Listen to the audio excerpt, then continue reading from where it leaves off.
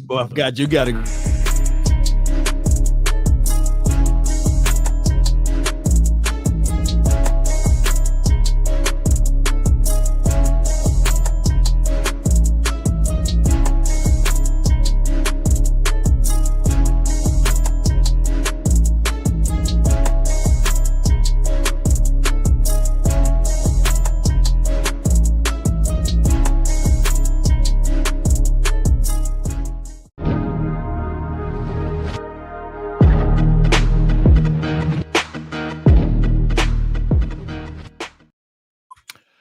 Blue Magic. Yeah. Come on. It's a brand name. We stand by it. Cowboys Collective, episode 40. We're coming in hot. We are coming in hot, guys. Minicamp recap today. We're going to give you guys, we're going to get everything I saw on Twitter. We'll see if John Machota can, if he can back it up, or if he can give us, straight from the brick to the bottle, But Skywalker still, John Machota, Law Nation, the quadruplets, I think that's what it would be. But the quads, and it's episode 40. How you guys doing today, man? Yes, indeed, man. Episode Bill Bates, though. Bill Bates, man. Shout out to Bill Bates, man. Episode Bill Bates. Who's 40 right now, Sky, on the team? Hunter. I'll be Hunter Lipke. Episode Hunter Lipke, Sky. Okay. We want Hunter to be But Bill Bates was a legend, though. Bill was good. Bill Gates, he's a legend. Bill Gates, Bill Bates. Both of them, man. Yeah. He's definitely a legend. But I think, hopefully, man, it's going to be interesting how they use Hunter Lipke this year. If they use Hunter Lipke this year. I was about to say, I think he's going to be on the team. I heard some people think John, he makes the team. Does Hunter Lipke make the team, John, right now? You got him on your way too early 53. Oh, no, he's on there. He on there. Okay. Special teams? Yeah, but he can do a little bit he can help you at tight end, and then the short yardage fullback stuff. Yeah, he'll be on the team. Okay, he'll be on the team. All right. You guys know how we start this show. We kind of got off track early. That's bad hosting, but it is what it is. We're fine. We're flowing. We vibing. We flowing. No, you know what, Scott? I say that, but there's always that one critic. Foots is all over the place. I am. I'm a wild card. Here we go. You can't pay attention. I know. Don't listen to the comments. You're right about that, Scott. Yeah. Here we go. The man, the myth, the legend. Here's Johnny. Yeah. Oh, no drop. There we go. From Minicamp and Law, and we got some footwork highlights. So we get yeah. I think Johnny was moving some of his magic over there. I'm telling you, John, what's going on in Minicamp? How we feeling? What's going on, man? Tell me the truth. I'd love for them to let me take some videos. That'd be fun. So yeah, I would say the number one story is just that Micah Parsons was out there today. He didn't participate, but he was out there and he spent about 30 minutes talking to Jerry Jones. So that got a lot of our attention, and that's probably Jerry doing that on purpose. But they also were on the far end of the field, so it wasn't like it was some super obvious thing. But Micah said after it, there was no contract talked about during that lengthy discussion. But I don't have any better feeling today after talking to Micah Parsons than I did a couple weeks ago about that thing could come together in the next couple of days. That thing might drag into the training camp. But I will say he said that he's ready to be. He's going to be in Oxnard regardless, but it'll be what's he doing on the field. I'm willing to bet that if he doesn't have a new contract, he won't be doing any practicing, and he won't practice until he gets any new a deal done. So I think that put a pin in that, John. What's that? Put a pin in that. Yeah, that's the biggest news. So I just want to. That's the thing that stood out most from camp by far today. First mini camp practice, mandatory. Perfect attendance. We didn't see Trevon Diggs working, but he was in the facility. Right. And so they did have everybody out there. So that's a good sign. And I know some people think, well, it's mandatory, so obviously everybody would be there. But as you saw across the NFL today, when teams are starting their mini camps, guys like Trey Hendrickson and TJ Watt, Terry McLaurin weren't at their team's mandatory mini camp. So this is a prime time if you want a new contract to not show up. But Micah Parsons was out there. So that was the number one thing by far. After that, I'd say that it seems like the George Pickens rapport is growing with Dak. I thought Pickens looked solid. CeeDee Lamb looks like CeeDee Lamb.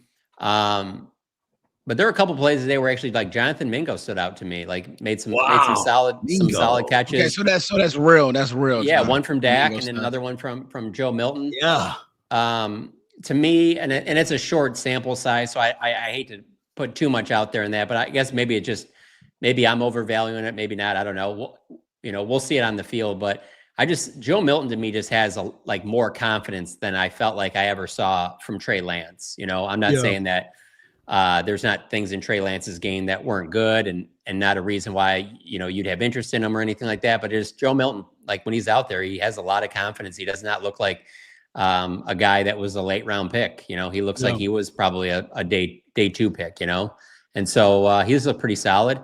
And then trying to think what else kind of stood out, but other than that, I mean, again, it's so hard to take anything from the run game because they're not really hitting. They're not really trying to do anything. I mean, for example, a great example of what little they can do is there was a deep ball that I thought was a little underthrown, and Kaiir Elam probably should have picked it off, but he knocked it away. And so it's like, it is still a pass breakup, but he probably should have caught it.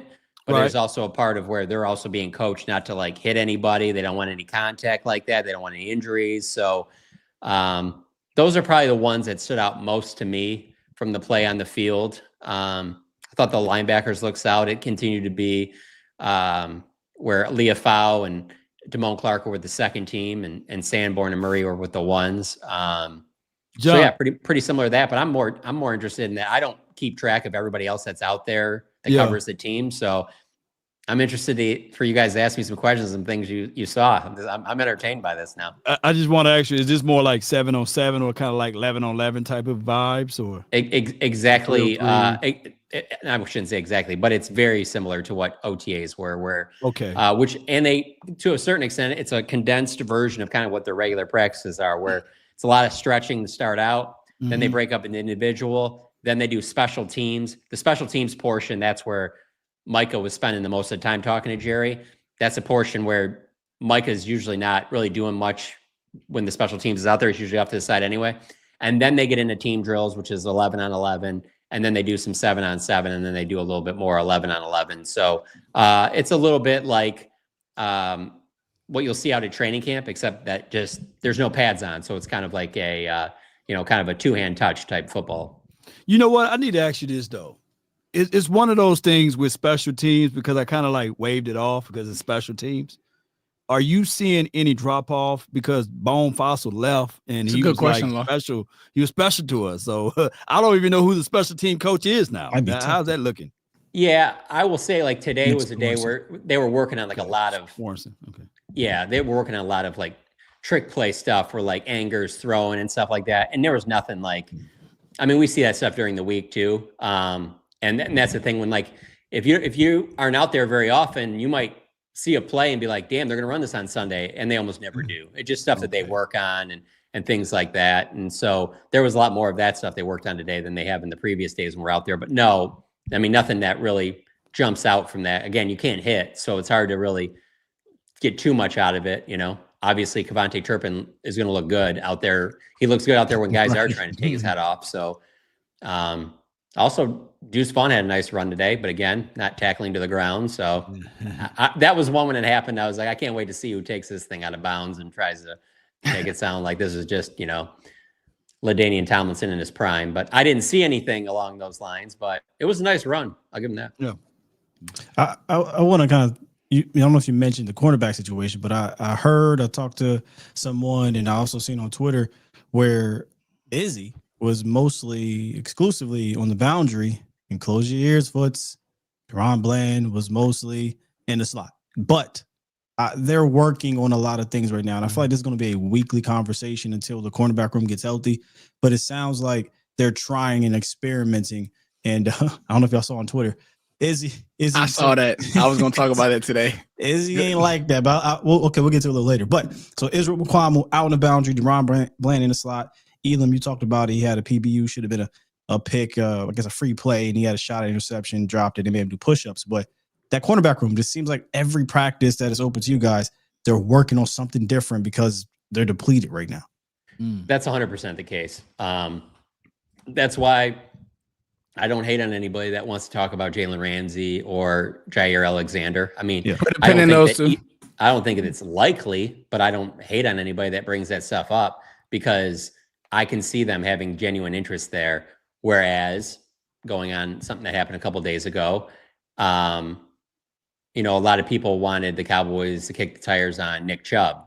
And I just never got the sense that they were interested in that. Just like I don't get the sense that they're interested in doing much at defensive tackle that a lot of people want them to do. But corner's a little different. I could see them, if they were going to make a move and I'd have bet money, corner would be the one where I think that they would make a move. So, but that also depends on where's Diggs in his recovery, when they think he can come back. And then also Savon Ravel, who again today, I mean, he was out there just like Overshown where it was, you know, working off to the side on the resistant cords.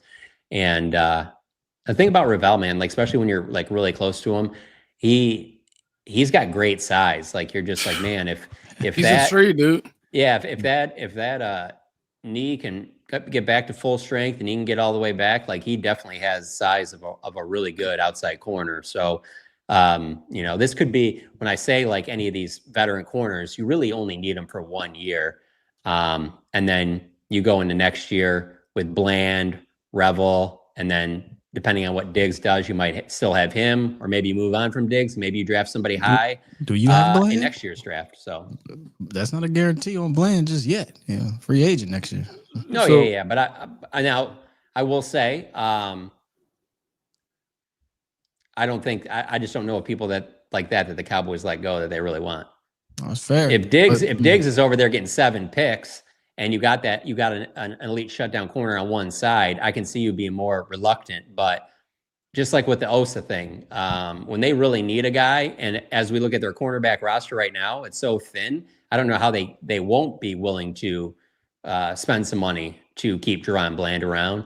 And I mean, I guess there's always a chance that he wants every last penny and wants to go to the highest bidder, and will be fine playing in a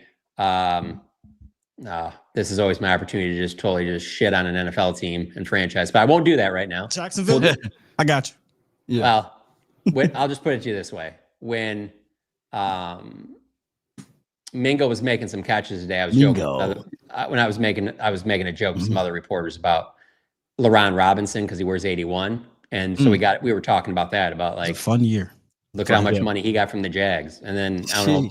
And then Jeremy Parnell, you know, from the Jags. So I don't want to use the Jags as an example, but like there's bad teams out there that maybe he is willing to heck, you can go all the way back to the last Super Bowl the Cowboys were in, and Larry Brown got that money, you know, from the Raiders. And so if you're willing to do that, then I guess anything's open. But I don't get that sense from Bland. I think if the offer is there and it's a good offer, I think he'll do what Diggs did. I mean, like really, like I said, I don't even need to go down the list. Who's left that they've really wanted?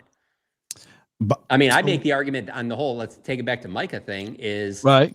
It's in if they want to let everything drag out all the time with these the top of the top stars, right? The thing that helps the Cowboys negotiating the most is if they let one of those guys go, because then you have that in your leverage and negotiations of, well, we let that guy go. Right. Well, they haven't let anybody go. No, so they that's why everybody not that they want it. Oh, well, they're just going to pay you. Well, yeah, you should think that, because that's what they do. They haven't let anybody go. So I mean, they have in a very similar situation, but this guy wasn't getting a lot of turnover, so that's why people were okay with it. But Byron Jones comes to mind at the same position, and what happened was they drafted, I believe it was Diggs, Cheeto. right? Cheeto. Yeah, I think it was Cheeto. I know from the people involved. I know from the people involved, they did not view Byron Jones like that. We'll just put it that way. Right. That's what I'm saying. Like he was not somebody that they were really trying to keep. Let's put it that way. Right. But they were happy for him that he got that money. He was an all-pro. Yeah. Deron Bland's an all-pro. Oh, I think this will hinge on Diggs. If Diggs comes back and he's Diggs and he's already a high-priced guy, if Savon Ravel shows that he can play out here, I don't know, man. I mean, Deron, like, it's nothing against Deron. Let me just close the gap here. There's one huge difference between these two players you're talking about, and it's what gets you paid. One's a Bland and Byron Jones. Byron Jones. If Byron Jones had on his ledger a season with 3, 4, 5 interceptions, Byron Jones never leaves the Cowboys. That was always the thing with him, that he did not take the ball away. John. What's that? But he has an all-pro on his ledger. That's fine. I'm telling you from people in the organization, the reason why they didn't really. Because he was not taking the ball away. And I know Bland does. So that's why, and why I like using these examples is because nothing really changes there. Like if you go back, the final decision makers on Byron Jones, as long ago as it's the same decision makers there right now, you know? Correct. The last time I seen something like this was the Patriots, though. Y'all remember J.C. Jackson? I mean, he was getting 8, 9 INTs a year. I think that he was very solid for the Patriots. And they said, okay, all right, you want to get paid this much money? They let him go. And then Bill was always like that on defense. I want to let Sky. Bill always felt like he could find. Oh, Chandler Jones. See you later. We'll find somebody else. I think to Sky's point though, having an All Pro, we can't say it. What has never happened. Byron Jones was an All Pro. Like we can poo his interceptions, and that's fine. He wasn't a turnover interception guy. Oh, I'm not saying us. I'm saying that's the organization. That's the way they felt about it. Well, it is what it is. He's had an All Pro on his resume. What I'm saying. Yeah. And you have a guy that you're paying a lot of money right now in Diggs. So if Diggs comes back and he looks like Diggs, which that could be a big if, and you have Savon Ravel, what are the odds that they're going to allocate that much money to the same position as opposed to somewhere else? We know this is the Cowboys. We're talking about the penny pinching Cowboys here. We're not talking about the Eagles, who don't care. They'll throw their money at everybody. So I do think it's not a slam dunk if that happens. Big if, but if not, then they probably get rid of one of Diggs or DeRon Bland. That's a possibility too. Yeah.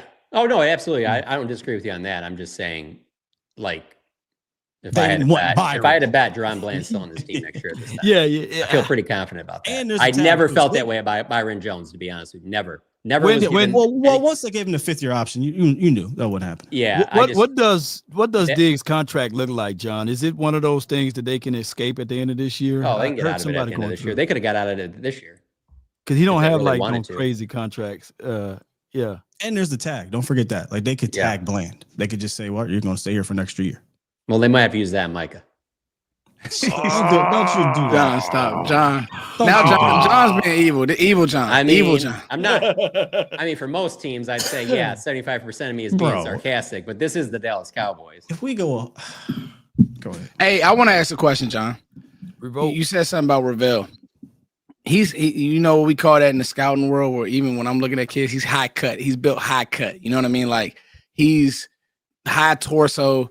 That guy, I'm telling you, if he can play a lick, I think, like Sky said, you're going to get your answer pretty quick who stays. Now, and some Diggs news for me, I told y'all in the chat, now we could, I saw Diggs move around this weekend. Gotta say, Sky, I got some positive things to say. Like, I don't know what if he was supposed to be doing all this moving, but I'm like, wait a minute. He doesn't look as hurt as I thought. Now, Dallas is going to take it super slow because that's what the strength. But, it's so funny, John. You see Cardi B at the camp with I saw that video you sent. Yeah, I mean, dog, Cardi B rappers were there. I'm like, wait, is this a camp or is this? But anyway, I'm like, I'm like, hey, go ahead and send me that video, man. Man. You ain't sending it to me, man. I can't even imagine Cardi B at something like that. I can't even imagine how she would dress for something like that. Right. John, let me just say, I feel like I've never seen her anywhere where she wasn't dressed to where like she could perform. John, she's taking pictures with Coach Loxley from Maryland, and I'm just like, oh yeah, okay, this is interesting. And then of course, as you see, Steph is so funny because his public, it's all publicity, and like they shoot this like B-roll shot of like a Steph working with the kids. So he goes from having a substance that he's not supposed to have to working with kids. But anyway, that's talking. That's talking. Good PR. Good PR. Exactly, facts. So before you get to that point though, Foots, when you're talking about Siobhan Revel, right? When we think about like the other DBs that we've seen in the past that's big, we don't give him Richard Sherman vibes, but he may give you Brandon Browner. You remember him? Is that what he's giving people? Because I haven't seen him yet in person. Ravel. Oh, size-wise, I'll just talk about what I saw on film. And I think you guys. Okay. If Ravel comes in and tackles like he did in college, the fans are gonna go crazy because that's what I took. Like he's really sticky in coverage, but he is physical. Like physical to the point to where he's like he's a tall, wiry corner. Mm-hmm. But the one knock that fans had with Diggs is that maybe shied away from work. Diggs is sticky in coverage, but maybe shied away from tackles at time. Oh, Ravel gonna come up and hit you every time, Okay. Law. And John can speak on how he looks as far as like his size. I don't know if Brandon Brown was 6'4". That joke was big though, you know. Yeah. If we Yeah, I can wouldn't say get he's that not type that of big. defense, he's not that big. I'd say Okay. he's like a legit 6'2", maybe 6'3". Okay. But I will say this, Law. Tall corners deter even at every age group. Every tall corners deter quarterbacks because all it takes is for a guy to, knock a guy off his stem or get a hand in there, or you thought you had a window and boop, Ravel is able to like Diggs does that very well. He's a nice size corner. Tall corners that can move, Right. they deter quarterbacks for sure. So that's like John saying that, like being up close and personal with him, looking at him, that's pretty cool. Okay. John, I had a question for you. Mingo. I want to go back to just how was Mingo being used? How fluid does he look? Because I think we've all on this panel been like, okay, we kind of think maybe it's Tolbert, but I've seen multiple outlets say, man, Mingo kind of looked like that big body receiver that was moving well in space. And then for you to come, because I always like, that's the good thing about having you on a collective, John. I think you'll kind of put water on a fire that maybe it's just like, okay, they're just getting too crazy with some of this stuff. But how did Mingo, like you're saying that Mingo really looked the part? Yeah, I just was very sure-handed. Okay. Now, I will say it's not like they just tell the defense, hey, don't hit anybody. The offense obviously knows too, like, hey, we're not going up trying to, 50-50 ball against you. You go up, you're the receiver, go get it. So I'm sure that brings a little bit of confidence, kind of like the basketball player that if you get the ref's whistle a lot, you're going to know, hey, if I go to the rack, even if I don't score, there's probably a decent chance I'm going to the line. So, that helps build your confidence for sure. Right. So I just thought he looked very confident in the fact that he made one nice catch off of Milton and then worked with the ones a little bit and then made a nice catch off of a deep ball from Dak. I just thought that was good for him and for his confidence, let's be honest.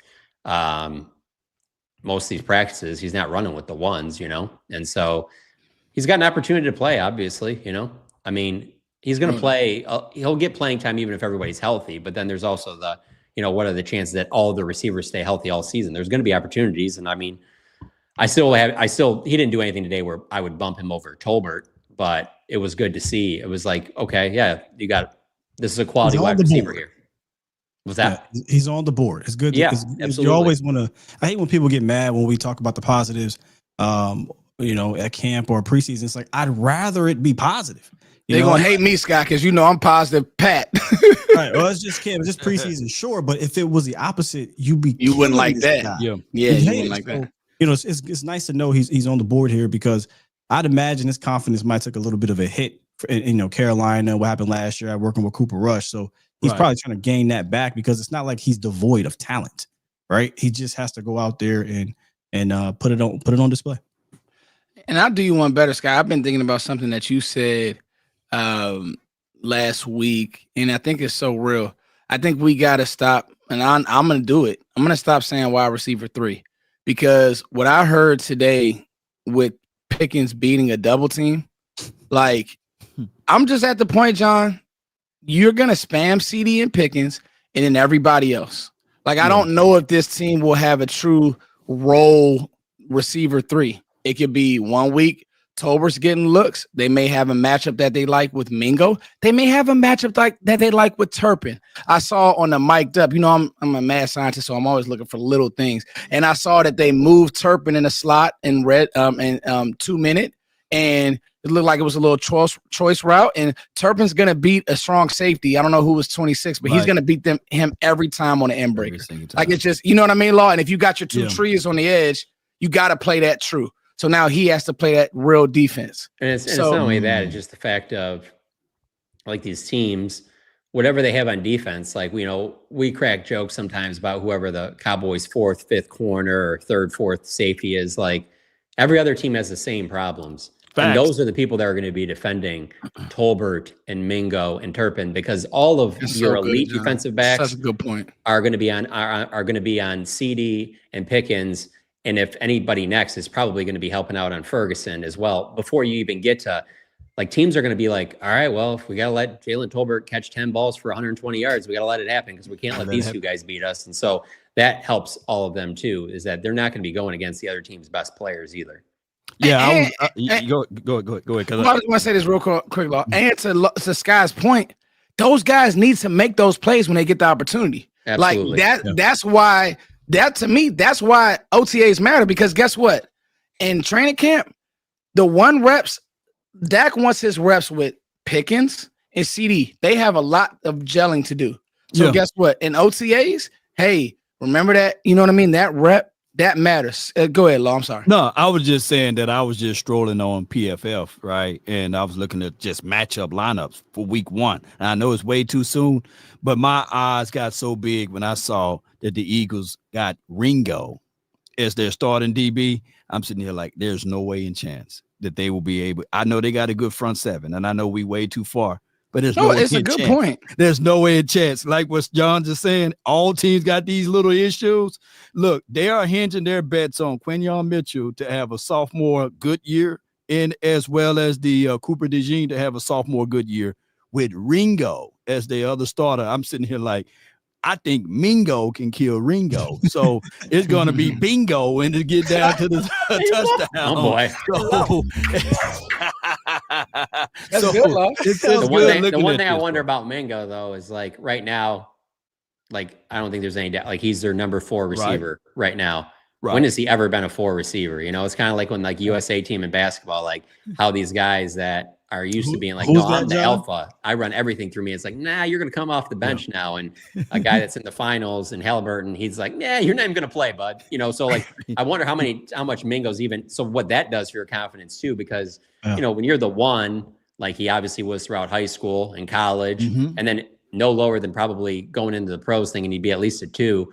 Now you got to be like, man, if a ball gets thrown my way, there's no chance I can drop it, or I'm not going to see another ball for the rest of the game, you know? Yeah. I said this earlier. He has to be the hungriest wide receiver in the room, and that's part of it. He has to be.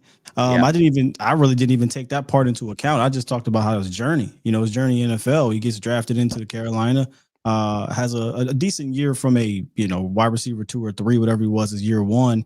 Then year 2, he gets a spot taken by a 7th rounder or something. Right. Wow. And he continues to fall so far down, and just like, this ain't working out. When we trade you, you get here, you get Cooper Rush, and it don't work out. You get 8 targets or something crazy. His he got to be, if it ain't shook, he got to be pissed off. He has to have a chip on his shoulder. And if he can use that and put it in the right point in the right direction, it should help the competition in that room. When you said the thing about Ringo, though, the thing I was thinking I didn't say, because I know how the chat gets upset because I think I talk about the Eagles too much. So I'll give the credit to Cowboy Trey over here, who said exactly what I was thinking. It's, yeah, but Philly will go and make a move, though. We won't. That's exactly what I was thinking. I'm like, oh, if the quarters are just okay. Tomorrow we'll find some news after they realize their quarters are real bad. They'll go get somebody. They'll get somebody. No, John, but I would love these guys so occupied that it'd be Blankenship on Ferg, or it'd be McCruber on Ferg. So regardless of it, I'm seeing our advantages versus their disadvantages, but their advantages still to the front 7. So even though it's way too soon, I'm just thinking, at the end of the day, CD Lamb and George Pickens, y'all, you can't. Every team has a number 1 corner. You can only put your number 1 on one guy. Hey Sky, I ain't gonna listen. I ain't gonna talk algebra 2, 3, 4 geometry to y'all. I ain't gonna do it. When I heard today, and John, we ain't gonna skate past this, and we ain't gonna skate past Izzy crying on Twitter. Izzy, I don't care. Love you. Love you. I seen that for sure. He got mad at Tommy Yarsh. Let's talk about it on the Cowboys Collective. He got mad at Tommy Yarsh because Tommy basically said they couldn't stop Pickens. And guess what, Izzy? I don't care. This is why I wanted George Pickens, and this is why I wanted a real 2, because you can't stop Pickens. Ringo ain't gonna be able to stop Pickens. And now once Dak has that faith, so John, let me ask you. Let's take it back. I need to go back and watch. No, I want to talk about this. Watch that fight. Kwame tweet.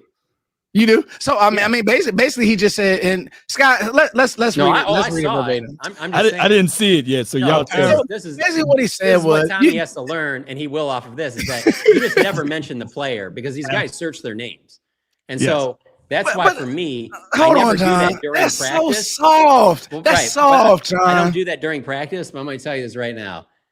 There was a time at training camp a couple years ago where I want to say it was Amari Cooper just cooked Trevon Diggs, and all I did is I just put like Amari Cooper versus Diggs, and I was just like, everybody else will do what they want with that.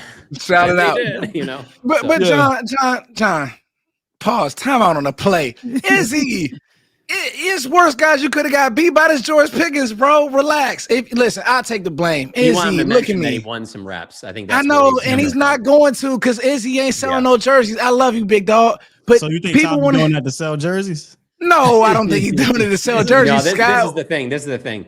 For someone to mention it during a practice like that, right? You're gonna have to get a hand on the ball. You know, if you had like a good rep as a DB, that's not to say that that's the only way you can. Obviously, if you're in good position and the guy doesn't make the catch or whatever, that's obviously a good play. But I'm saying for other reporters to tweet it out and things like that, you're probably going to have to get an interception or a pass breakup for someone to say like, oh, you know, so-and-so. And believe me, if Izzy would have knocked the ball away or something, I'm sure there would have been a ton of people that tweeted about it. But he's also got a very easy name to search on Twitter. So I'm sure it's not that difficult to find these things. Let's read it out because people are probably, what the hell are you talking about? So Tommy Yars tweeted, nobody could guard George Pickens today, beat Israel Mukuamu on a nasty corner comeback route, and had a couple more catches on the day too. You can tell he and Dak Prescott are starting to get comfortable with one another. And Israel Mukuamu, search his name, quote tweeted, talk about how I've been locking up too since we started. First catch I gave up on him. Don't do that, Tommy. So, okay, now let me go. Wow. Izzy, we're going to do that. Love you, but we're going to do that. You know why we're going to do that? Because this team is needed a wide receiver too. CD is happy, and unfortunately, brother, I love you. We need you, but you need these two to be on the same page for the team. And I don't think Tommy, it's silly. And these players, I know, and I know what John's going to say. John's going to say, that's what these players do. But bro, I don't even think Tommy clicked send and Izzy had already responded. Like, did you even get home and take a shower? I lived through a wide receiver room of Des Bryant, Terrence Williams, and Cole Beasley. And I'm gonna tell you this right now, that whole little buffer of 15 minutes they give you the cool down period after the game, that was Twitter searching for them. Like, as soon as we got in there, it was like boom, like they knew everything that was tweeted about them. So that was the beginning stages of me being like, oh yeah, these guys are all over this stuff. Like, you got to be careful how you word some things. Guys, I think that Izzy is upset because he's fighting for a spot on this team. If it was Bland or someone, Bland probably just let it go. But first of all, Jerry and the decision makers ain't watching Twitter. Tommy don't care about, what happened on the field. They got the tape out there, number one. Number two, he made it worse. Izzy, honestly, if he doesn't say a damn that's a great point, Scott. All people are going to say is, hey, Izzy got beat by George Pickens. This is so something happened, and sorry for those who don't know this part, but I watched the clip of BT Awards yesterday. The Wale thing. Kai Cenat's a famous streamer. Wale, and look, he's a legend in DC area, legend to me growing up as a rapper. But anyway, everyone from my era knows Wale. Kai Cenat is a young dude. I was going to say that. And he walked up to him and said, what's up, man? And Kai said, yo, who's that? I don't know who that is. And the whole chat was like, yo, that's Wale. Wale saw it. He goes to Kai Cenat, in person and says, hey, man, I don't like how that happened, earlier. It got caught, and that went viral, and he made it worse. Nobody cared that he didn't know who you were. Just shut up and keep it moving. And I'll say this from a DMV. I'm in a DMV. That made us look even worse because he's always been thin-skinned, but But when the last time he came out with something? But you know what, Law? Listen, the 13U kids that I coach, and I know this is way off they don't listen to Wale. I don't even know who they listen to. They listen to stuff like they don't know. Let's bring it back to Izzy. When the last time he locked up a George Pickens in a real game? Let's bring it all the way back. No facts, guy. So listen, the average fan cannot tell you they cannot. I hate to be this guy, but they could not. If Izzy was at the supermarket, they'd be like, Who's Izzy McCormick? What position he play? And that's not a knock. They would know they would think that he's probably an athlete though, because he is, like I said about Rivaldo, he is pretty tall. Like, especially if you're just that round. The only reason I'm pushing back on this is because I just push back, John. Interview not that long ago with the goalie for the Dallas Stars and Jake Ottinger, and he's been their goalie for a while. And I don't watch like hockey like that, but he was doing this post game because he got pulled in their last game. And I said to Saad Youssef, who used to cover the Stars that works with me at The Athletic, I go, man, Ottinger could walk into any store he wants in Dallas right now and do whatever he wants. Nobody would have a clue that he's now, obviously, he's also wearing all the goalie gear. The mask. But there is something to be said for like someone like I said, Mukwamu. Like if he walked in this, you would be like, man, this guy looks like he's probably plays football or basketball somewhere. He is pretty tall. So that's the only thing I will say about it. I think Sky is on to something though, because also quick, Israel Mukwamu loves to stir it up. Like he is one of the most vocal guys in the locker room. He loves to debate with people, and so this is. I didn't surprise me when he tweeted out because that's like his natural personality. So, man. But I'm gonna say this though, John. If you like to stir it up, then you can't be thin skinned. Yeah. You can't be both. You can't be both. But isn't that life? Tell me someone who likes to stir it up that isn't thin skinned. I'll wait. Yeah, that's true. Right. I just think like even with Sky, like, and then for those of you who don't know who Wale is, it was like Wale, Currency, Kendrick back in the day. Now Kendrick is still very hot. Wale hasn't. J. Cole. Prime example. J. Cole, and this is how you have to be, and Dak is the same way. And this is why I have so much respect for Dak. Dak's never gonna jump in somebody's mentions or even talk to somebody like, say, hey, you know who I am? Like, why? And it's the same thing with Izzy. Why? Also, Izzy's kind of, I don't know if he's Gen Z, but he damn near close. And these kids is different, man. Like they be on the Twitter, now, and I know Dez and them boys was like that too when it first popped off. So I can't excuse them, but it's different now, John. You gotta admit these boys on here now. Yeah. I mean, we see it with Micah, we see it with the whole league. Any of these guys born in 2001. I don't think somebody like Kai Cenat could have the following that he has right now. 10 years ago. You know, you can build that following when a whole generation is living on your phone. You don't even turn on the TV. You know what I'm saying? Yeah. So you're going to see that person all the time. Because the one for me that I just don't get it at all is it's the father and the son that do like the rankings of like food, and they do it like it's Costco or whatever like that. Yeah. And they just had them thrown out like the first pitch of the Rangers game. I'm just like, what are we doing? But the younger generation like knows who these two dudes are. And I'm just like, I can't do this, man. You know what's so crazy? I'm old. Man. And I know we're going down a crazy rabbit hole, but no, it's fun. There actually are some positive ones too, because I've have you guys ever heard of Catfish and Carp? The YouTube channel and the out. I tweeted out the Sky, and then they're called like the Outdoor Boys. And so like John, this guy, he started a YouTube channel. And it's the same thing like with Kai, but it was like more like I saw the news story about this. Yeah, bro, Sky. This guy went so viral just literally off making catfish bait and fishing with his kids that it became so stressful because everybody stole his content. Like, just think about how they steal your tweets, John, times 10, because it's worldwide how many people fish. It was just crazy, but like he actually took a step away from it. He just started like just doing something cool. And it's actually stuff that I watch with my son, because my son loves like worms and catfish and fishing. And so it's just that's what it is. But okay, back to the Cowboys, John. That was crazy. Thank you, Izzy, for being a crybaby. I'm just joking, John. I'm just joking, Izzy. Izzy, I'm just joking. So I want to ask you this though, John. When you saw that play, were you thinking to yourself like, okay, the Cowboys have found something? Because I actually just finished watching Sky's video. He's talking to 2i about like the vibe between CD and Pickens. And I'm just asking you, John, because you're out there, right? With that energy and that play that Pickens made in double coverage, or even the comeback, are you just thinking to yourself like, nah, this is real? I mean, he's looked apart from the first time he's got out there. Wow.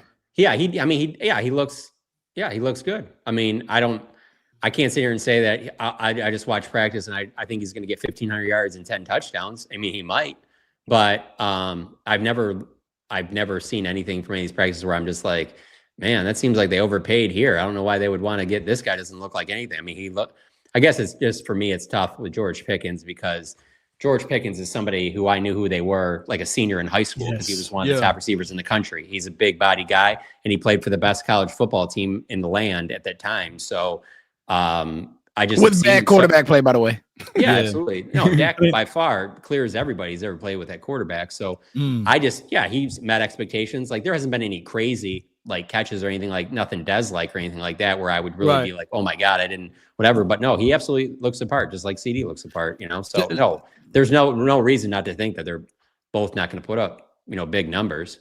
Let me jump in on this though, John. You've been to multiples of these type of mini camps open day. I know you've seen Jason Garrett deal. I know you've seen Mike McCarthy's. What's the difference, the major difference that you're seeing out of Shotty now as he got the full keys to this? To be honest with you, I don't think it's that much different than it was with Jason Garrett. Jason Garrett was big on letting the players, blare music and do stuff like that. Des Bryant could make a big catch and maybe do a little dance, talk some mess to some other players and stuff like that. Not to say that didn't happen under McCarthy, but like this group, you can definitely see like they score touchdowns. They're more likely to celebrate together, things like that. Like it seems like they're really enjoying themselves, but I just hate to like put too much into any of that because I never really saw any of that like being an issue. You know what I'm saying? Like I never looked at the team and been like, man, they need more of that. Like I said, they won 12 games 3 years in a row. So it's hard for me to sit there and say like, yeah, but if they just would have had a tighter bond in OTAs and minicamp, so it might work out and maybe whatever. But I think that CD and Pickens have like a natural bond because of the position they play. They're obviously standout players. They know each other. They've trained together in the offseason. So you can see that out of them.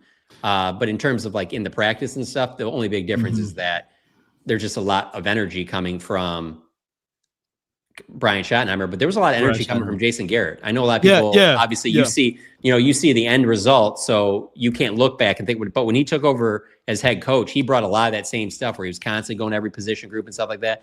I'll never forget like all the extra time he would put in with Dak after those practices in 2016 when he was being elevated as a starter, all that stuff. Like, so it is similar to Garrett. I think that Schottenheimer probably handles the good night call better than Jason Garrett. I think it would have been real awkward with Jason Garrett if whoever the Des Bryant will say called Jason and did that. Just like he wouldn't have got that at all. That was McCarthy, everybody. But guys. but Schottenheimer just, I mean, you get to see that's just how he is. So John, there's energy, but I think the biggest thing for us is that the music is blaring and that hadn't been like that, One of the things that I can say that I've been a chance to see Jason Garrett at the Oxnard deal. One of the favorite pieces he used to do is the one-on-ones. I missed that. Yeah. He used to like if Dez talking stuff to this DB, then he said at the end of practice, they put him on one-on-ones. Mike McCarthy never did establish that. So you think Shotty's going to go back to that like, hey, okay, Izzy, it's your time to prove your point then when they get to Oxnard, when they can really go battle to one-on-ones. Yeah, that's interesting because it makes me wonder if Jason Garrett would have done that with the McCarthy team, where it was maybe a little bit more veteran laden and stuff like that. Maybe he felt like that was good for Dez and stuff. I mean, let's remember at that time, Dez prime years weren't exactly the great corner years for the Dallas Cowboys. So it was a lot of eating in practice when he was doing those stuff, when he was making those videos of you can't guard me and you can't guard me and you can't, so I think it was just a little bit different there. I think with Schottenheimer, and certainly it was like this with McCarthy, it's more of we know you can ball. Let's do whatever we can to make sure that you guys don't get injured, in camp or something like that. We'll work on team drills. We're going to work on 2-minute because we're going to be in that a lot, working no huddle, things like that. Let's focus on those things as opposed to the one-on-one. But yeah, I did miss that because that was great during training camp because absolutely you're right. Jason Garrett was big on doing that stuff, especially with the corners and the wide receivers. So maybe Shotty does bring that back. I'll tell you, even though the music's been blaring, I did hear Dak do a "Here We Go" today, so maybe it's not completely dead. So, okay. I want to go back to something with Izzy. Will Izzy now be inserting himself in that outside role as possibly a starter? Because obviously, hey, better than AB, I guess. So when you think about Andrew Booth. in that exchange, Tommy said that, Izzy's been getting a lot of reps on the outside and that he's done well, obviously covering it up after Izzy attacked him. But it's just something to think about if Savon isn't ready, or even if he is and they don't feel comfortable, and maybe he could be getting reps at the outside to actually play out there, John. And like Scott said, keep playing inside. And they might want to just be testing as much and throwing as much out there as possible before they go and make a move. Like just in the water. Yeah, absolutely. See what you have before you go out, and they're going to have a month now between the end of this week and then over a month until training camp starts in like late July to maybe figure out, okay, do we need to go get Stephon Gilmore? Do we got enough here that we're good for this year, or could things get pretty ugly early on? If we don't have Ravel and we don't have Diggs, yeah. That could be a tell that they're interested in, because we're not hearing it about any other position. Or it may be happening, but we don't hear it as much as we're hearing cornerback being, the carousel there. Where you're not hearing that offensive line, you're not hearing that receiver. You pretty much know who your top four is. You're not hearing it at running. Well, I guess running back, you are getting rotations, but hell, you're not even really hearing it at running back, right? It's like, all right, it's not Jair. It's Williams and Sanders, and then Blue's doing some backfield things. Lipke's, doing his Lipke thing, but it feels like corner's the one where like we have to figure something out right now. And if we don't feel comfortable, we've got a few weeks to make a move heading into camp. Because here's the thing, like, you think it's bad right now.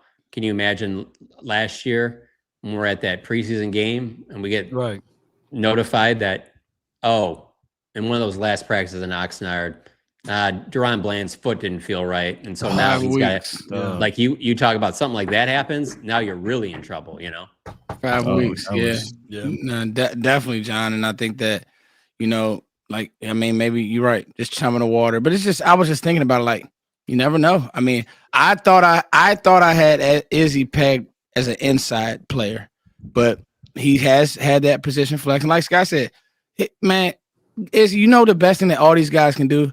Go to camp and lock George Pickens, right? Yeah. Like, don't get in your feelings or go at it with John or Tommy. Go lock one of these guys. Go lock CD. I'm watching the CD documentary. He's talking about he was hurting that he wasn't at camp.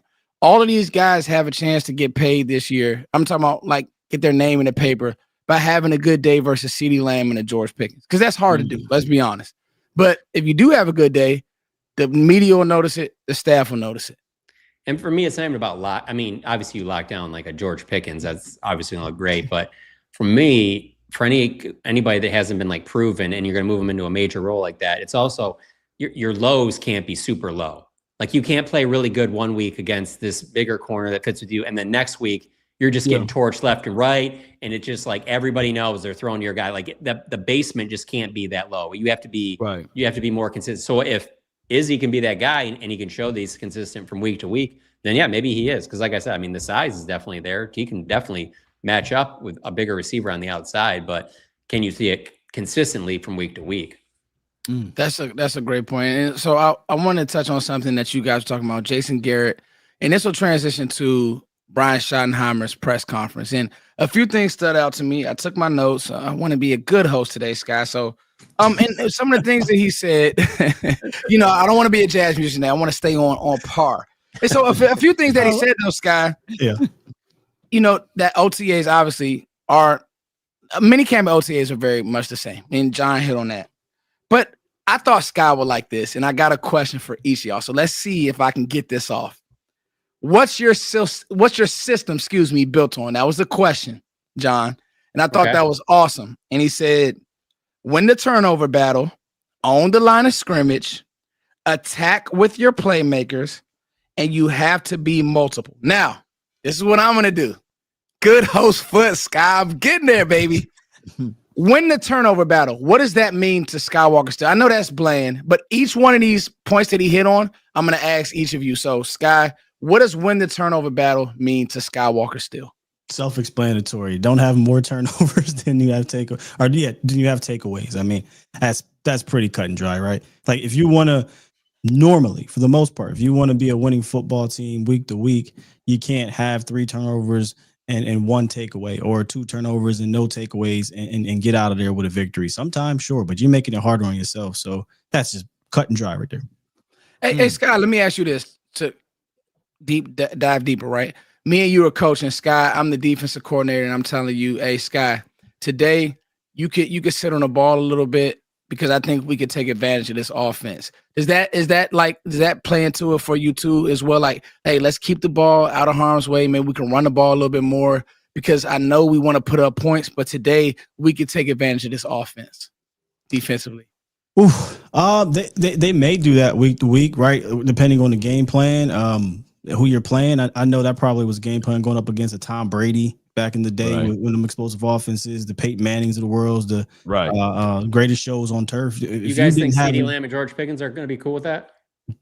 And that's where I'm getting to is that if the other thing that we're leaving out there, you said, I think I have the quote. I have to find it, but he said something along the lines of attacking with your weapons. Let me see. Attacking with your weapons. He mentioned something along the lines of, attacking with your weapons. I don't really see Shotty and the boys going in there and saying, oh, we're going to be conservative today. If the game plays out that way, right, then okay, that's how it goes. But to go into it being timid, I don't necessarily know if I would be on the side of that.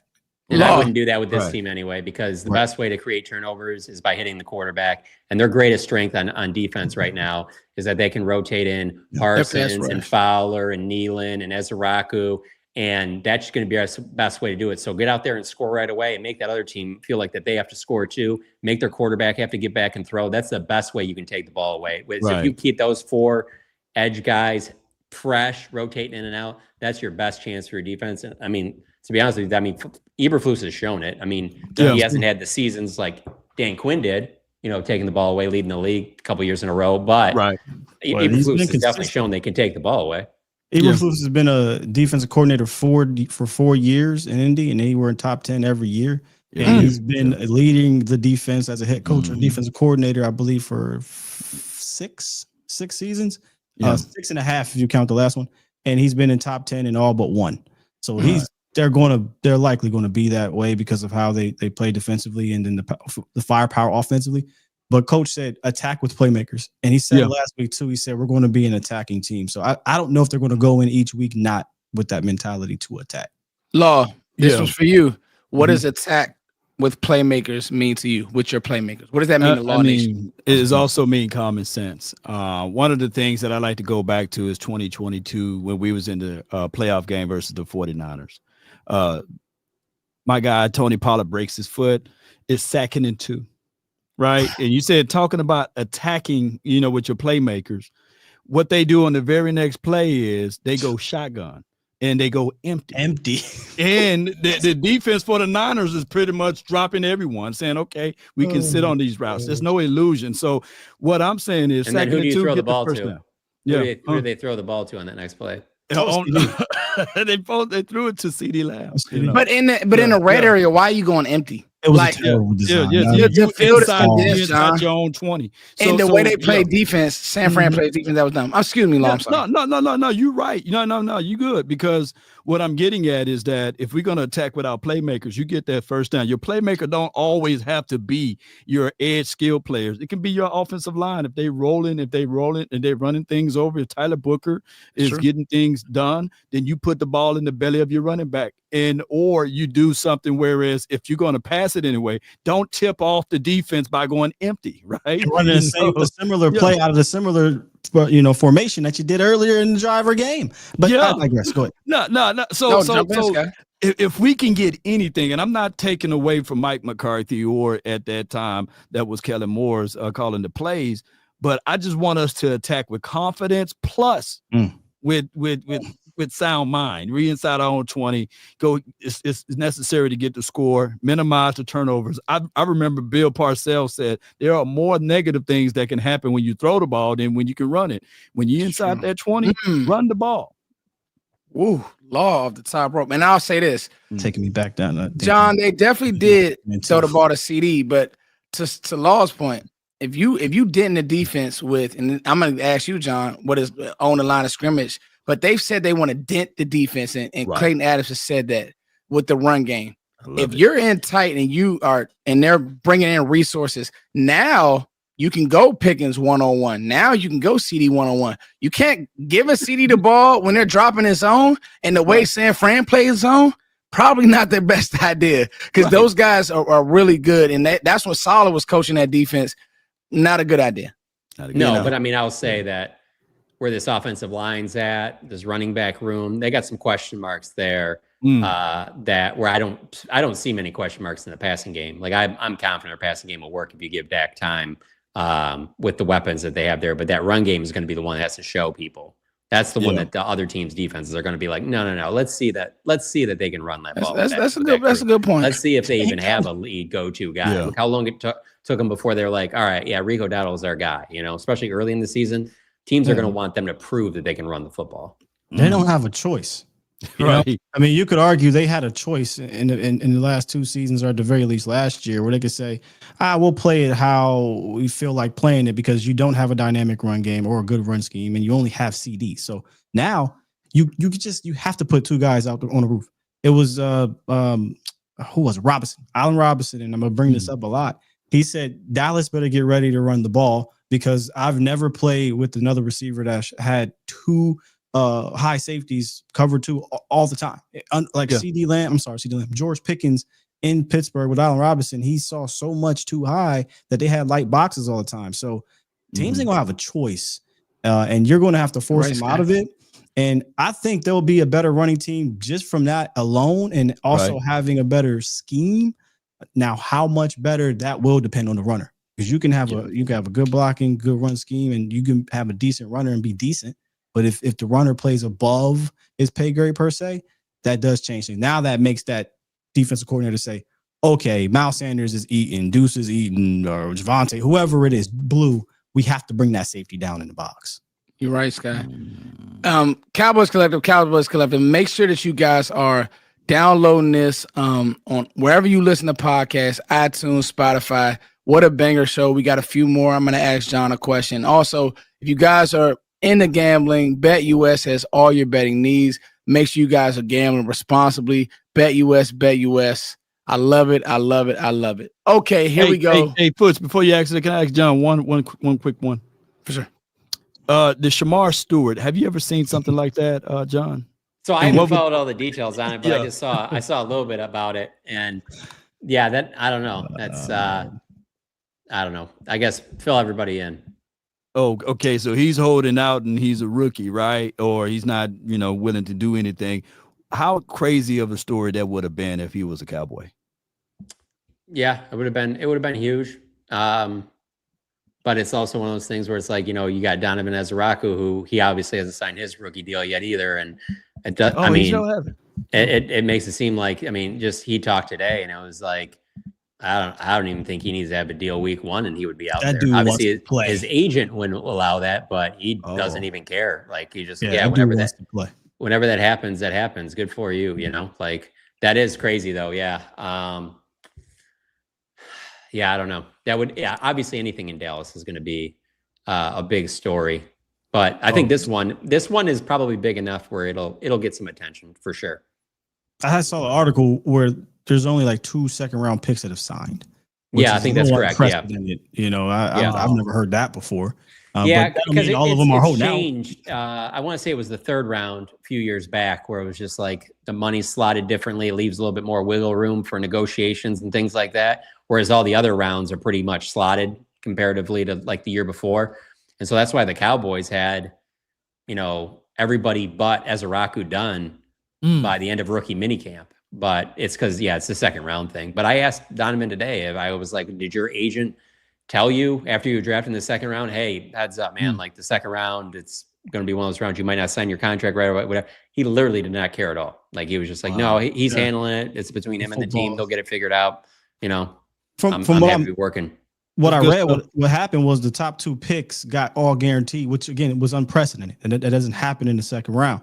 And so the rest of the agents were like, well, if they're getting fully guaranteed contracts, then we're going to get fully guaranteed contracts because we're all 2nd round picks. So that, again, this is new. I haven't seen this happen before in this round. I've seen 1st round picks hold out back in the day before it was slotted. You remember that, John? Before, I want to say Cam Newton. I think that might have been the last draft, or maybe not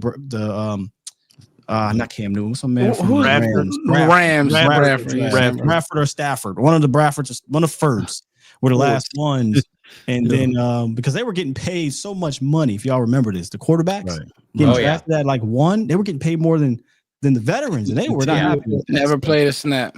Yeah. Hey, so John, what does on the line of scrimmage mean to you? We kind of talked about it, but these are one of the 4 points that Shotty hit on with who he wants to be.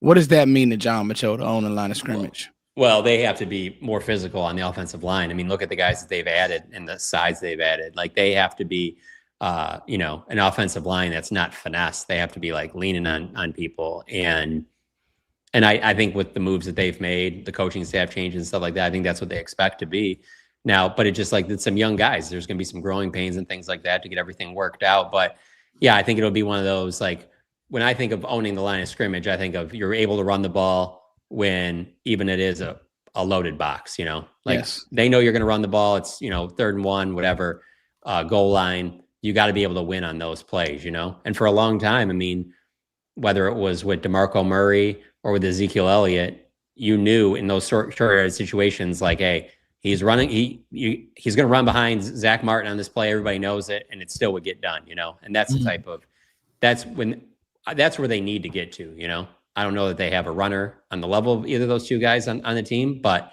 I think that they have the offensive linemen that maybe even if it isn't this year, as they go forward, I mean, I really feel like they're rebuilding it like they did in 2011 when they went Tyron Smith, and then a couple years later, Travis Frederick, and then next year, Zach Martin. Like, that's where they're loading up. Like, so they should be good there. The other side, though, on the when I think of the line of scrimmage, it's like I don't know how you do it defensively if Mozzie Smith doesn't have a bounce back, like not a bounce back, but a like breakout year, he's going to have to play well, for them to, and you'll the same thing with the run game. That's how you'll know, like when they're able to stop these teams running the football, because that's still going to be the thing. Every team that faces them is going to be like, we're going to try and run on these guys. We do not want to sit our quarterback back there and let Micah and Sam and Neeland and Izaraku and all these guys tee off on them. So, the run game's a big one for me. You'll be able to tell how they're doing on that line of scrimmage if they can run the ball and if they can stop the ball or stop running the ball.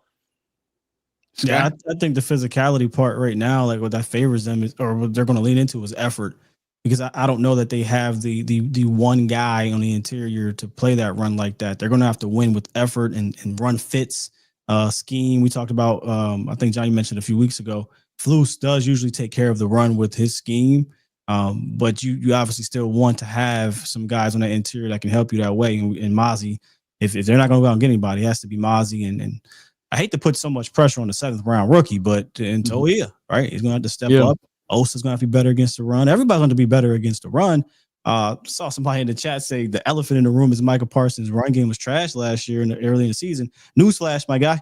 The whole defense's run game was trash last year earlier in the season. But what people fail to realize is there was improvement from a technical standpoint, whatever, and from a Micah standpoint.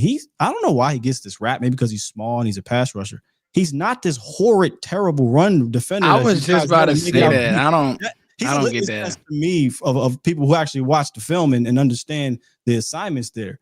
Is he an all-pro run defender? Absolutely not. But he's not this uber terrible run. The runs that y'all talk about, for the most part, are teams saying we're going to throw bodies at his ass.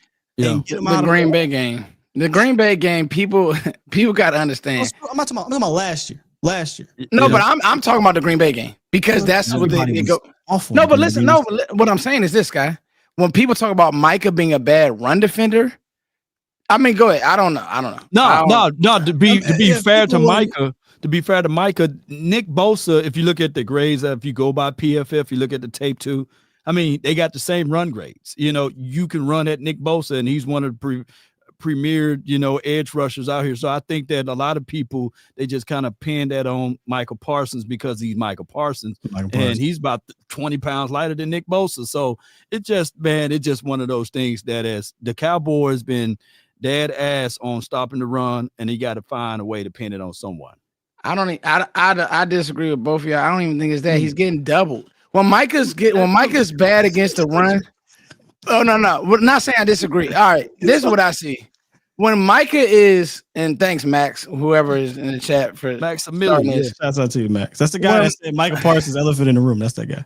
My God. Yeah. when he's air quote struggling, he's getting chipped or duoed or some type of double team by a tight end that's bigger than him and then a tackle that's coming. He stacks tackles fine to me when he's singled up. You need everybody else on the line to do their job. And you need when they play it again, when you're playing certain fronts, that's why I go back to the Green Bay game and how they played it. If you're gonna play a 4-man front, and no matter if it's odd, even whatever, you have 4 down linemen and they're running a goal line set. I got news for you. You're not gonna stop the run like that. Like, I don't care how, what, when, who. If it isn't Lawrence Taylor, and even Lawrence Taylor will probably struggle because they had the big tight end from South Dakota or whoever. He wasn't dogging Micah, but he's getting help. And Micah's 240.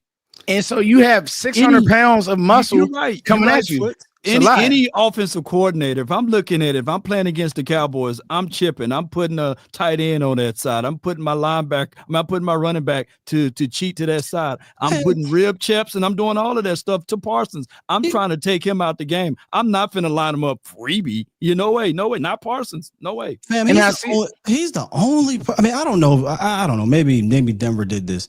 Von Miller and him are the same damn size. Do you know what Denver did? They went out and got a run-stopping mother effers to play opposite of not opposite, but on that same D line. Right. Micah Parsons doesn't need to be the dominant run stopper because he is one of the most feared pass rushers in the league that can play the run. I don't need him to be dominant. Other mother effers around him need to play their role. And the problem in 23 is, you said it perfectly there, Foots. They did not personnel match. They would come out 13-12 on offense, and Dallas would come out big nickel. Big nickel. The hell you think is about to happen? Bail that linebacker. Yeah. And I'm like, no, I'm not. This isn't for you, Scott. This isn't for nobody in this panel. I'm actually falling into the trap of the chat. People are saying he needs to gain weight. No, he doesn't. You want Micah screaming the edge. People are crazy. You need to match personnel. You need to play sound defense. What happened was, and I hate going back to this, we fell in love with interceptions. And you were able to play, again, what we talked about earlier, that complementary style, that turnover. Oh, we're going to bank on getting turnovers. That's not a realistic thing to me. You can, and they come in droves. Yeah, exactly. It fluctuates. And I don't want to go down this rabbit hole, but no, Micah is fine. He would not be he's literally ranked the second high. He's the second rated, PFF had him rated the second rated edge player in the NFL. He's fine. If you want to pick holes in Micah, stop it. That's Lulu. And 31 teams will pay him whatever he wants. We're not doing this. He's fine. People got to stop that. Your defense will be TRASH without Micah Parsons, period. He changes the game. So stop. Everybody just stop. Don't even type his name anymore. Okay. Here's the rest of my topic, because I was being a good host, John. What does it mean to be multiple? Because Shotty said this. To me, what it means to be multiple is exactly what I was just talking about earlier, offensively and defensively. Let's talk about the defense side of the ball. And I've been waiting to talk about this for a long time, Law. We finally have a defensive coordinator that's going to do common sense things. I don't think that it's a bad thing to, when you have the offense that you have, John, to keep things in front of you sometimes, to not take chances, to not be blitz happy, to be a sound defense. That's what Eberflus is known for. And I think once he gets the pieces that he needs, he'll blitz more. He'll maybe lean into some AA stuff. But I know that he's not going to give up big plays consistently over and over again. He's not just going to hang a safety in the middle of the field and do stuff like that. Offensively, Sky, what does it mean for Brian Schottenheimer to be multiple? You said it. Moving people around. Line up and run at you. If we see advantages, maybe we can go 10 personnel and some 5 wide things, right? That's, to me, when he said be multiple, I just hope that we lean in on that, because hearing Shotty say that got me excited. When I hear, hey, we just want to lean into the Texas coast and be quick game. Well, hey, sometimes we want to take big play action shots because we've been running the ball down their throat, and we want to take a shot out of 12 personnel, or we want to take a shot out of 13 personnel. So I want to go around the panel, just get everybody's thoughts on what does it mean for you when you guys hear multiple, because that got my ears to perk up, because we've been trying to get an idea of what his offense will look like. Right. And we haven't heard much from Eberflus. But what does multiple mean to you guys? And we'll close the show from there. Well, you want me to go first or you, Sky? It doesn't matter. Yeah, he said this. He said, make them have any indecision at all on what's coming. And if we have any advantage because they're not sure or confused, that's good for us. 4 years with McCarthy, right? Or was it 5? 5 years? 5 years? 5 years with McCarthy. I never heard anything like that. Not one single time. In fact, I've brought this up before. Anytime you asked him about being pre-snap motion and at snap creativity and action, he was put off by like, how, what are you talking about? We're on the West Coast. I've been doing this for 30 years. This has worked. I've won a Super Bowl 15 years ago with this. This is what I do. Where Shotty is, he's coming out and he's letting you know we're going to be modern. So when you talk about multiple and talking about attacking with playmakers and moving pieces around to moving pieces around and make them hard to find, I think all of that marries into each other. And the multiple part is marrying the run with the pass. I think they want things to look the same. They want to have one look that they can run multiple things out of, like you see in some of these other teams. So I think there's a lot that falls under the multiple umbrella that he's talking about. And I love when he dives into it. I think real quick on that point, I think part of the thing why Mike McCarthy didn't do more of that is because Aaron Rodgers didn't like that. Aaron Rodgers wanted to see what the defense was doing because he knew that he could pick them apart. Don't move around. Don't do a bunch of stuff. I know how to move the guys around. I know what I want to see. And so he would lean into the quarterback more on that. And so I wonder if that carried over to where he was like, I want to make this as easy as possible. Then having a bunch of guys move around and stuff like that. Obviously, it did need that. I was fine with that early on.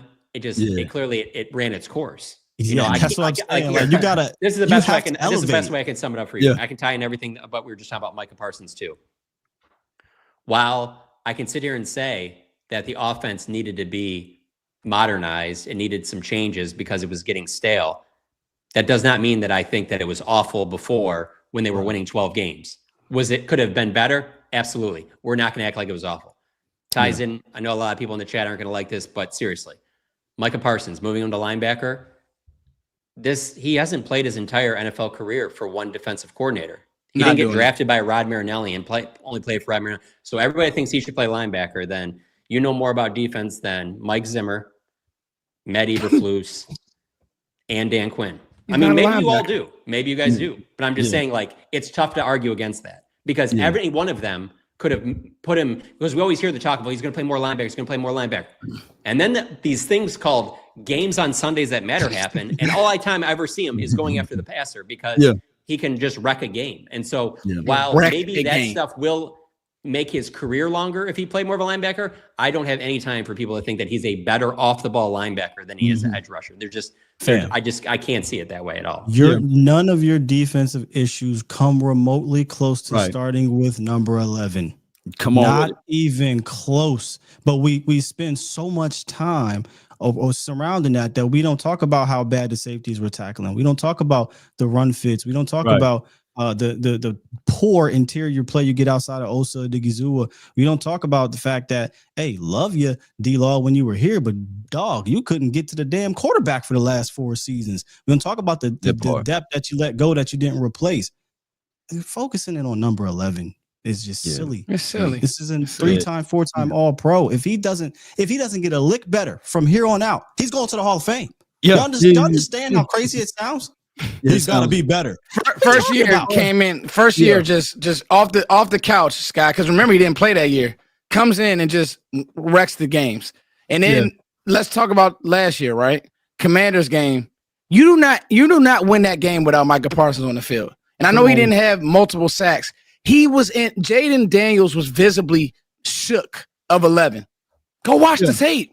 The thing is, offense was out of whack. Number one offense, by the way, too, John. Number one offense. You do not win that game without Micah Parsons. Cooper Rush, stop it. Micah Parsons won that game. Go really watch ball. Yeah, they go watch ball. And the thing is, when you need water, you don't go eat bread. The Cowboys needed to create pressure, and the only way we can get pressure and get to the quarterback is Parsons, right? He's the only guy that been definitively without blitzing. Yeah. Definitively the guy that gets you double-digit sacks. But when you start talking about the questioning at Handfoots about multiples being multiples, is also, like I said, we had a stubborn coach with Jason Garrett saying that, hey, we're gonna do what we do best, right? And he would make the adjustment, but it will be game from game, right? Not in-game adjustments. And then with Mike McCarthy, I think that he was stubborn to a degree because he didn't want to run the ball. He didn't have a finite system of doing that. So when teams play a certain style of defense, he still ran his version of offense. But what I'm getting at now, if we playing quarters or we playing two high safeties, it's time for us to be multiple and run them up out of that. Not try to throw into the teeth of it when our wide receivers are not getting separation. If we can see that with the Cowboys this 2025 season, right? Running when it's time to run in quarters defense or being able to pass when you see in the single high safety, I think that this team will be more efficient than what we've seen in the last 5 or 6 years. That's a great way to bring us home, Law, especially with drafting Booker. I like so. Law, who brought up? I mean, Scott, who brought up the 2011 point about rebuilding the line? Was that you, John? That was John. Okay, John. So to get off the defense and Micah stuff, what you just said, Law, and Scott, you said something about it's great stuff about how much too high they saw in Pittsburgh. Right. You drafted Tyler Booker. If nothing else, if you don't pull him a licks, Sky. If the athletic and foot's crying on draft day, cool. If you can run inside zone with this joker till the cows come home, Sky, it's my turn. We're good. Yeah. Do that till you can't no more, John. Right, fellas. If you do all these people, one thing I am confident, and I ain't seen him make a play yet. I do think if something working. Oh, Clayton Adams and Shotty gonna run that thing. They're gonna spam it, John. They're gonna spam the Sky. I keep hearing them say that. Clayton keeps saying, bro, we gonna do what work. Shotty said, we're going to do what works. I believe him. I know ain't nothing happening yet. I just something about the way they say it. I believe him. Yeah. No, and I think that's where, in all seriousness, that's where you drafted. That's why you drafted Tyler Booker. And honestly, I was upset on draft day, but guess what? Now I got George Pickens, and I'm very happy. Okay, let's get to these supers, and we'll let you guys go. Also, 560 people, man. Claps in the chat for y'all, man. Y'all showing y'all good one. Y'all doing y'all big one, man. We love y'all so much. We'll get to these supers, and we'll let everybody go. Delayed gratification reminds forever to find that clap button. And so we'll each take a super. So I'll give this one to Sky for the 5. I think we kind of talked about it, but Sky, what you think about what Maximilian has to say? I'll just read them and we can go. I just hate. He said, Max, I just hate him playing edge the whole game. Team scheme him up too easy, in my opinion. I mean, there's nothing easy about scheming up Micah, but Dan Quinn did say, like, hey, if you keep him on one side of the field all day, then teams will be able to, okay, this is where he's going to be, and then let's game plan against it. So I think there's a difference in saying I want him to move around as opposed to saying, yo, he got to play linebacker full time. Like, 100%. Guys, if he's gonna play linebacker, he's gonna rush the passer 95% of the time at linebacker. But there's a difference. There's context. Respect to that 5, Max, and you started a good conversation. Thank you, sir. I thought Nealon was. I think opponents would love for you to do that. Yeah, I think they would love for. They'd be like, "Oh, thank you, John. You're taking 11 off the line." Yes, yeah, we're worried about that. Yes, I don't think how are we going to deal with that? That conversation might have been legitimate when you had no linebackers, but I think Sanborn, Kenneth Murray, Maris Leofow, you invest Eric Kendricks, like you invest Demo. You don't need to move that man to no damn linebacker no more. Sky, another thing is this. You know how we're waiting on Tyler Guyton to hit? How many other teams are waiting on their tackles to get better? Like, why would you want to take Micah away from the line of scrimmage when there's just not that many great? I just want to see him in pass coverage on tight ends and running backs more often. Go run him away from the quarterback. Yes, that's what you want to do. I thought Nealon was drafted to help stop the run eventually, take D-Law's spot. I'll take this one. I think Nealon was, and I think that Nealon, when he played, it wasn't bad. He showed that he has strength. He showed that he's shown improvement. I think with a year in this offseason, in this weight program, I think that Nealon is going to come in and do some nice things, and he was drafted to do that. So yes, and thank you for that, Johnny Blue. Good one. Max dropped the 2. That's not true. Team's number one concern is Micah. Okay, thanks, Max. You right? Hey, let's on that one real quick. What was he talking about?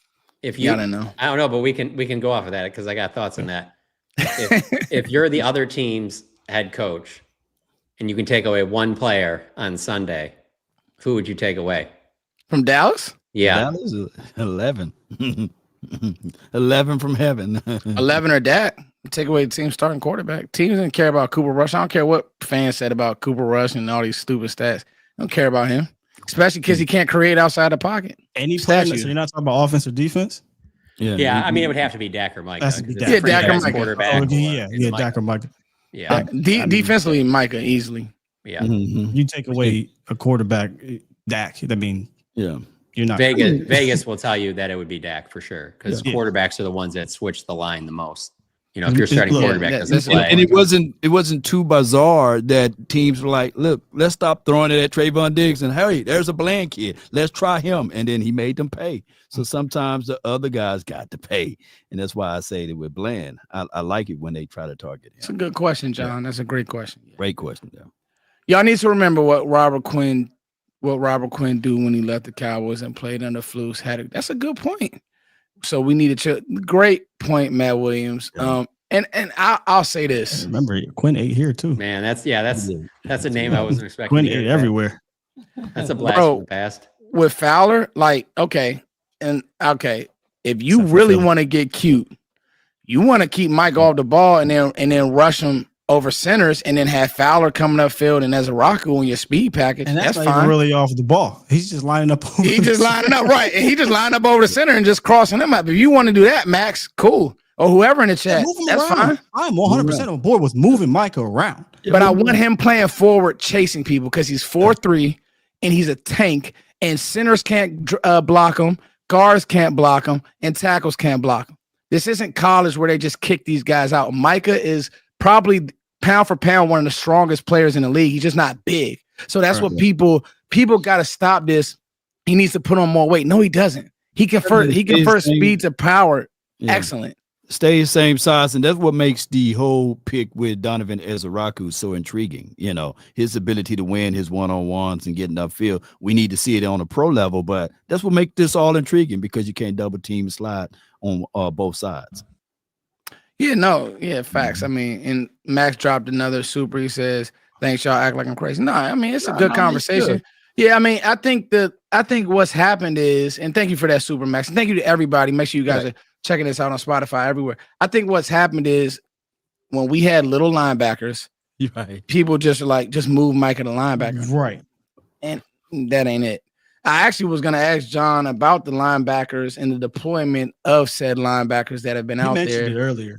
Yeah. What did y'all think about that? I know you said something, but did y'all think about now that I'm still there's in my I'll multiple- believe it when I see it on with Sunday, Maris running with the twos? Leopold. I Okay. just think, I don't know, maybe we'll see.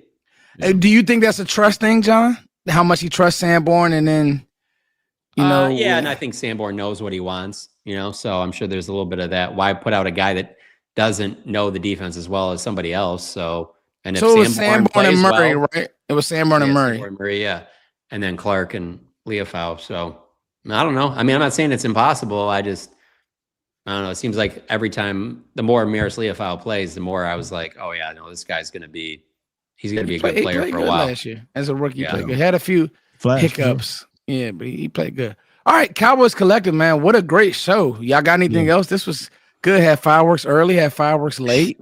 No doubt, man. Did we Good, get them man. all? I feel like we did not get all of the supers, but let me see. Did I miss one? Yeah, make sure I missed one. You Scott. missed Steve Carroll dropped 10, said let's have another great episode. Sully dropped 2, said Log gonna be fighting gravity. Oh, was that last time? I that think was they might have disappeared. I don't know. I don't know. That might have been from the other one because I'm like, wait a minute now. I was Christmas fighting songs, gravity at that time, so yeah, it could be. Yeah, I think that might have been last time. Maybe you got them all. Okay, they were good. Hey, well, you guys stay. Turn your notifications on. We'll let you guys go know one more what day right we're coming there. back. Oh, somebody. Contagious. They don't want us to leave. Okay, let's go. Oh, Keith. Yeah, Keith says he just said great show, but I want to make sure that we show it. Great show, Keith, man. Nah, shout out to you, Keith. Shout out to my man Keith with the Oxnard fund, man. We need all of the Oxnard funds. Come on, keep sending them. No, this is a great show. Out there. Hey, I'll say this. Hey, chat. Give John one thing that you want him to watch. I think we did this last time. Yeah, let's give John one thing. I'll start it off. John, I want you to watch Izzy. Since Izzy got smoked for Tommy, I want you locked in on Izzy. and you come back with an Izzy report, and then we're gonna get y'all the real on it. I'm being messy, Scott. I want to really just let us know how he's looking and where he's at, and that's something cool. Yeah. Y'all got something, Scott Law, before we go? Blue Magic. So I guess my homework assignment would be your boy. I shouldn't say your because I like Brother Span Forward too a lot. No, that's my boy. I'm claiming him. Yeah, you want to claim? That's cool. I mean, I like him a lot, but I ain't got to claim him. BSF is what I call him. Brother Span Forward. He's getting some run. It looked like with the early, the ones and the twos and bye, Scooney. Scooney's dropping some. So I'm just saying, keep an eye on Brother Span Forward. I want to see, if they can replicate that some more, and because I think he could be a fantastic tool for you. But man. Whoa! Man, they done said some Oxnard fun. Oh, let me drop my cash app in there for my. He don't want us to leave. He don't want us to leave. Keith want us to stay. But you know what? Look at hey John. Look at Keith's shape up. I mean, he got money, dog. I mean, you got to shape up that crispy. I'm just saying. Thank you, Keith. We much love to you, homie. Appreciate Keith and Max. Keith and Max. Today's show is sponsored by Keith and Max Millie.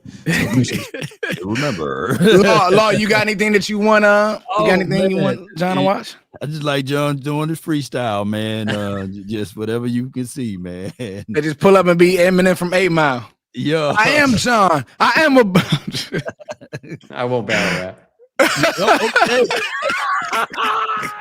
Shiesty is on I'm gonna stay in my lane. We'll get John and the Shiesty before it's all said and done. But Cowboys Collective, episode 40. This was a banger. Gave y'all a little bit of overtime. Thank you guys for all the super chats, and we will catch you guys. We'll let you guys know the date. May go Tuesday. I'm gonna talk to the guys backstage about a few things. But anyway, you guys, make sure you guys tap in because we'll have the rest of minicamp cover for you all. And then we will be making a change for the off season with a dead period. What day do they report? I know Scott knows this, or John. What day do they report to training camp, John? It'll be like around July 20th. I thought it was the 25th. That's the thing, though. John's right. I think from what I heard, 21st. Because here's the thing, though. Because I'm an independent. That could change, though. Man. I'm an independent. So here's how the hotels go. It would be like July the 20th, right? The hotels be really cheap. But when they make that damn announcement that they're going to be in Oxnard, they jack the prices up by 40 to 50%. So I need to know. So John, whenever you can, just hit me up. This real, right, Law? I'm telling you, man. It's a difference of 50% more. I'm for real, y'all. Really, like 40 to 50% more. They off the announcement, Law. Off the announcement, it goes crazy. Bro, you see all them people at attendance. Yeah, and it's gonna be crazy this year. I don't think it's just gonna be 3 or 4 people. With Pickens? Oh, jeez.